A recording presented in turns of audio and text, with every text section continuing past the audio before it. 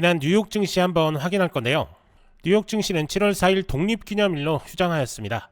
관심을 모았던 6월 고용보고서에서 6월 비농업 고용은 14만 7천 건 증가하며 시장 예상치였던 10만 6천 건을 큰 폭으로 상회했습니다. 다만 임금 상승률은 전월 대비 0.2% 상승하여 예상치인 0.3%를 하회했고 실업률은 4.1%로 전월 4.2% 대비 소폭 하락했습니다. 이는 고용시장이 여전히 견조하지만 물가압력은 크지 않다는 점에서 연준의 금리 인하 여지는 살아있다는 해석을 낳았습니다. 하지만 보고서를 한 겹 더 깊게 들여다보면 마냥 좋아할 수만 없는 이유들이 숨어 있습니다.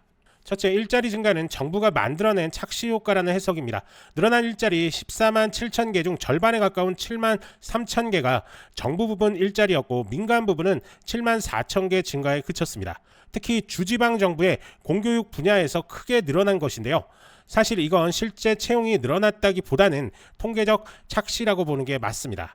원래 6월은 방학 시즌이라 공교육 취업자 수가 줄어들고 올해는 예년보다 그 감소폭이 작아서 계절적 요인을 조정한 수치가 오히려 크게 증가한 것처럼 보인 것입니다. 이러한 효과는 일시적 가능성이 크기 때문에 이 힘을 빼고 보면 민간 기업들의 고용 모멘텀은 약해지고 있음을 알 수 있습니다. 둘째, 실업률 하락의 비밀은 일하길 포기한 사람들에 있었습니다. 실업률이 4.2%에서 4.1%로 떨어진 것은 좋은 소식처럼 들리지만 이는 구직 활동을 하는 경제활동 인구 자체가 줄어들었기 때문입니다. 아예 구직을 단념하고 쉬는 사람들이 늘어나면서 실업자 통계에서 빠지게 되어 실업률이 낮아 보이는 효과가 나타난 것입니다. 실제로 경제활동 참가율은 2022년 11월 이후 가장 낮은 수치를 기록했습니다. 만약 경제활동 참가율이 이전과 같았다면 실업률은 오히려 4.26%로 올랐을 것이라는 분석도 있습니다.